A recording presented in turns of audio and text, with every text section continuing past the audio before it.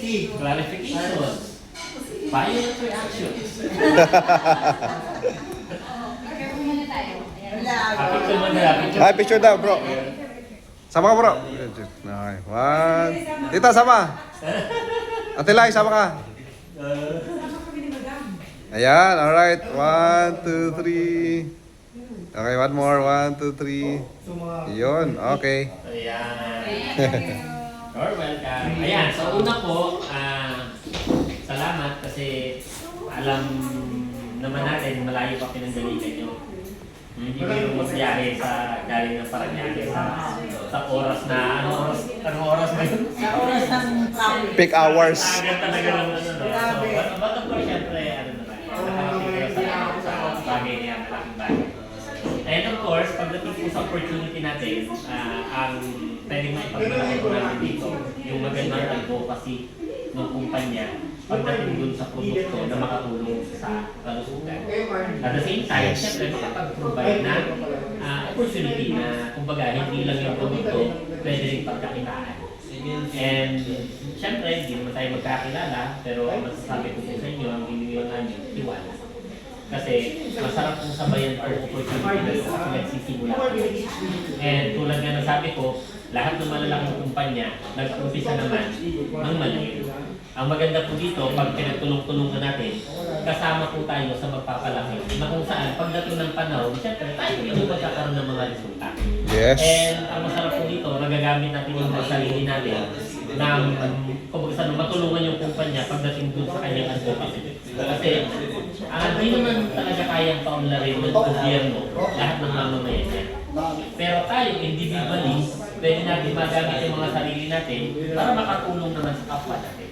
Diba? Hindi naman lahat ng i-endorse natin magugustuhan kasi lahat naman may kanya-kanyang preference.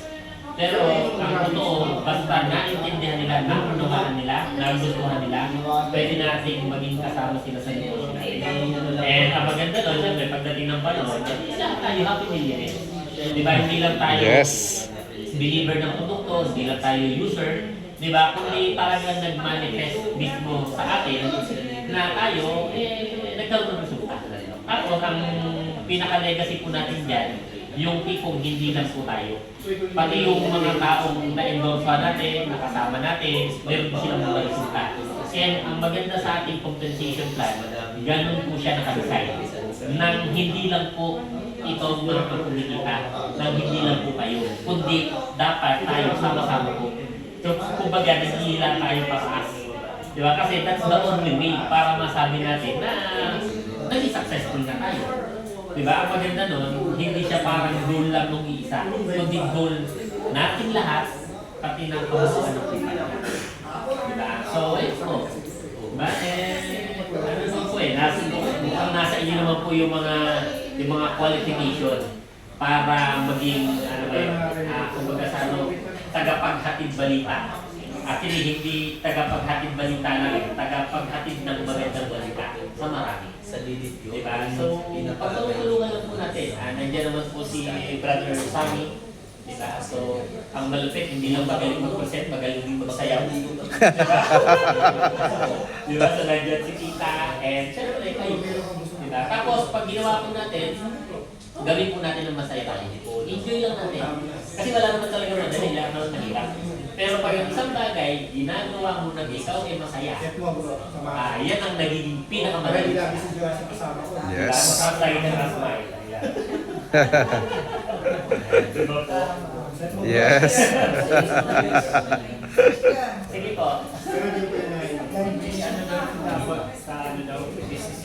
Yung isa lang advantage. Pero nagpasend na sa kanila yung business center. Gusto lang nilang press, marinig sa iyo.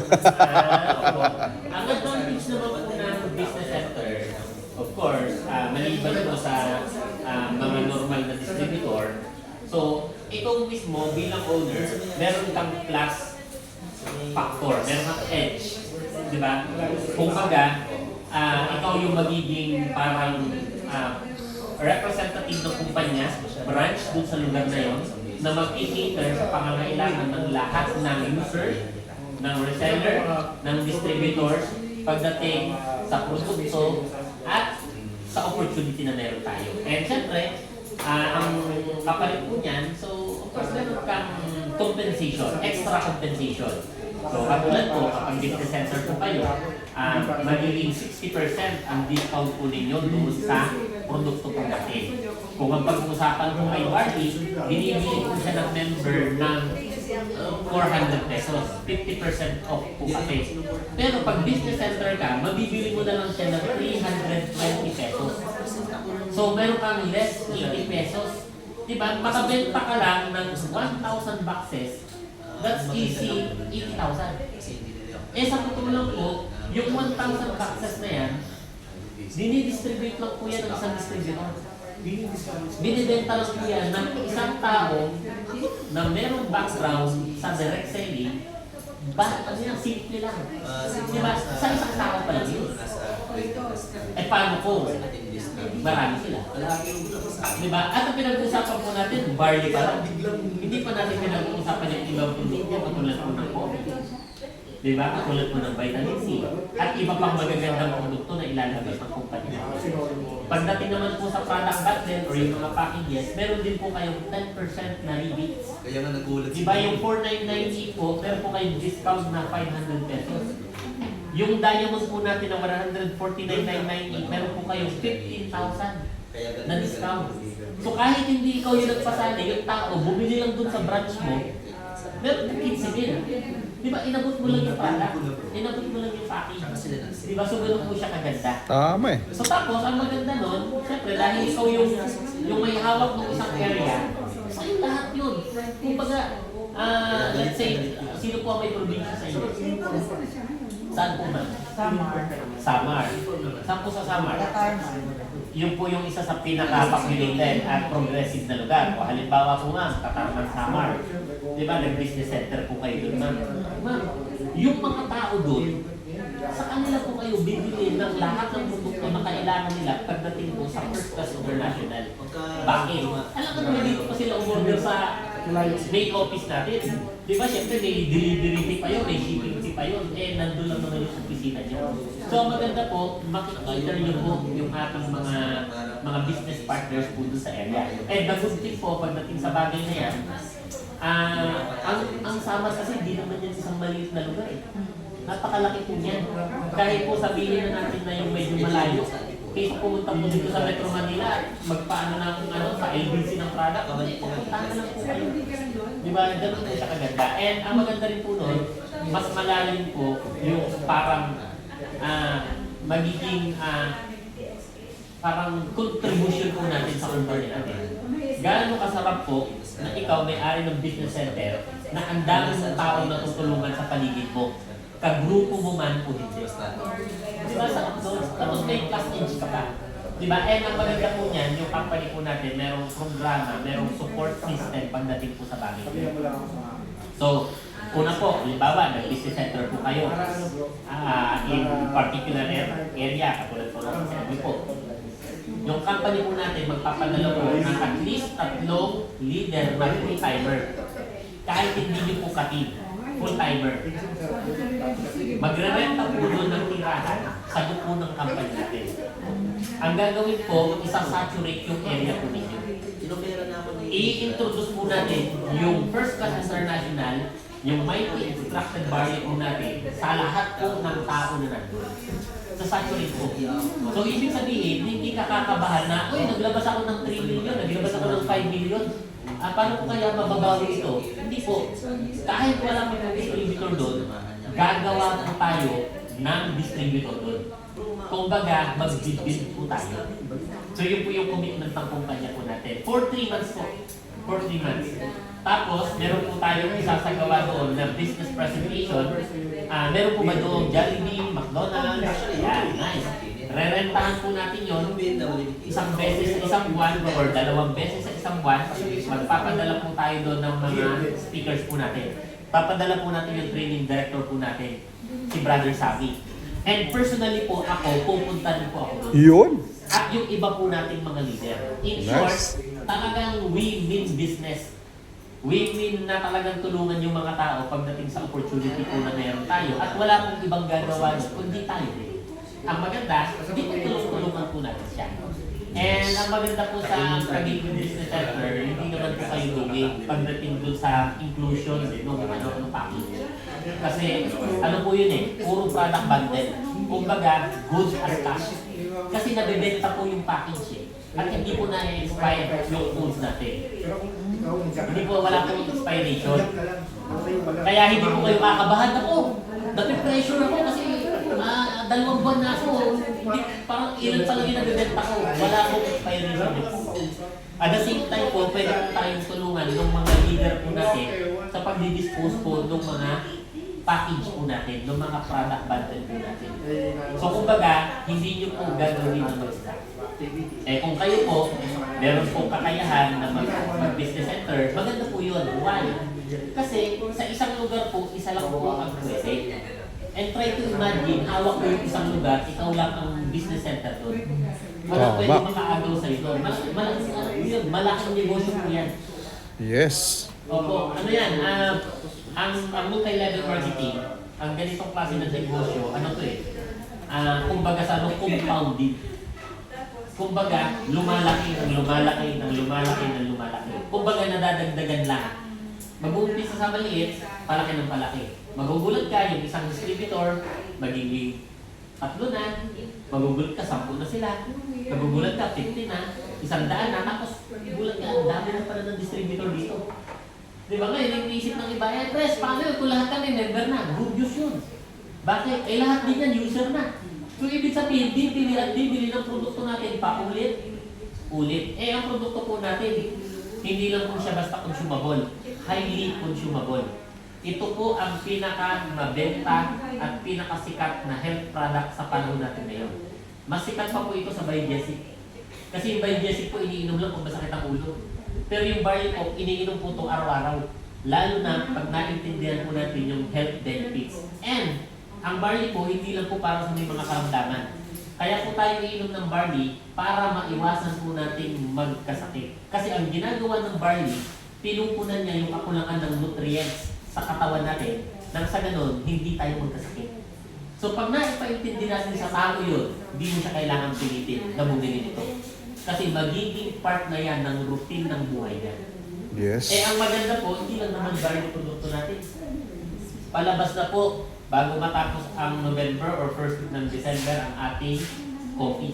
Yung? Anong coffee naman yun? Ang coffee po natin, maganda rin po ang ating formulation. Good for the brain, memory enhancer, good for the eyes, good for eyesight, energy enhancer, energy booster, anti-cancer, and good for overall health and wellness. Bakit po? Tapos yung kape po natin, hindi po siya nakaka-acid reflux. Why? Green coffee po ang gamit natin. Hindi po nagpapalpitate ang Kasi puso sir, pag natin. kasi pag coffee, hindi ako makatulog. Pag uminom. Huwag niyo po inumin sa gabi. Sa araw niyo po Kahit, inumin. hindi, kahit sir, yung coffee na narating na yan. Opo. Nakakatulog ba yan? Kasi pag nag-inom talaga ako ng coffee, ako Ma'am, makatulog. ano po yan, ma'am? Malalaman po natin, ma'am. Pag nakakali po Bagay kasi. Baka tsaka, ma'am, ganito po yan, ma'am. Green coffee yun, tita. Kung Green. hindi man po uubra sa inyo, uubra naman po sa mga taong nasa paligid natin. Tama. Ibig sabihin, ma'am, kumbaga sa makakatulong pa rin sa kanila and makakatulong pa rin po sa negosyo po natin. So, ang ingredients po ng ating coffee, green coffee, meron po tayong barley, meron po tayong guyabano, which is yun po yung anti-cancer, meron po mangosteen, tapos meron po siyang ginkgo biloba. So, yun po ay good for the brain, good for the eyes. Meron po tayong Korean ginseng, which is energy enhancer and good for the brain. Meron po tayong fennel, good for the eyes. Meron pong lutein, good for the eyes. Kaya yung atin pong kape, sobrang powerful po ng ingredients yan. Pagdating po man sa tanong niyo po, pagdating sa presyo, hindi pa po natin mailalabas ma'am yung presyo hanggat hindi pa po lumalabas yung produkto. Pero most likely ma'am, 10,000 po ang isang box. 10 sa shape po. 10. Mas Ay, talaga naman pag hindi ka pa kumita, ayaw ko na lang. 1,000 isang sachet. Ang sarap talaga nitong kape na to. Sa pa. Ang hirap umuusap.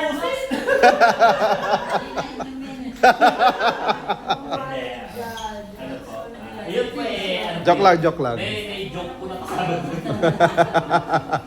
10,000. Pero ano po, magugustuhan niyo po yung coffee po natin. Talaga hindi ka makatulog. Yung, literal na hindi pa ako makatulog. Na, ang maganda po sa kape natin, yung amoy, yung aroma, yung lasa, at yung health benefits. Yun kasi ang importante sa kape. Masarap nga yung amoy, masarap nga yung lasa. Wala namang naitutulong sa kalusugan, ay hindi rin maganda. Nakakatulong nga sa kalusugan, ang pangit naman ng lasa. Ikaw mismo, di mo iinumin.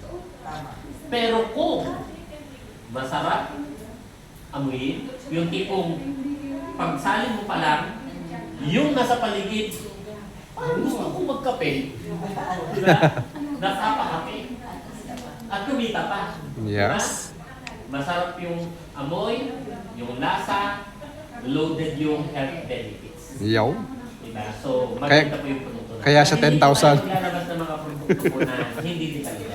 Yaw. Kasi sa totoo lang po, dapat nakabagay po yan sa pangalan ng kumpanya natin. First Class International. Yes. So yung kumpanya po natin, hindi po pwede ang pwede na. So laging nandun po tayo sa extreme. Kumbaga no, superiority. Kumbaga dapat laging superior. Kumbaga pwedeng ipagmalaki ng ating mga distributor, ng mga user natin, consumer natin. Kasi pag ganun po ang produkto, ibig sabihin, maganda po ang kainatnan ng pang-negosyo po natin. Yes. Diba? So yun po.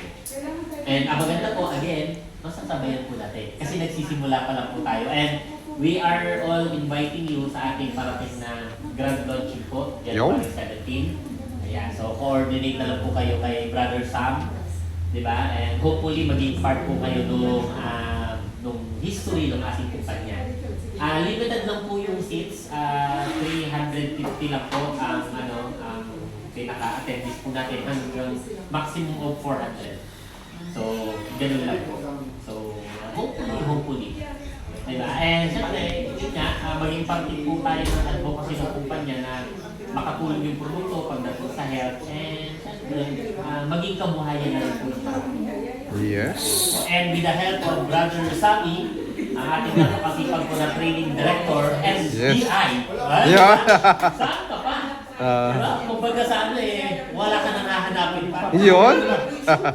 Parang SM, we've got it all for you. So, yun po. Galing. Thank you, Press. You're welcome. Thank you. Grabe.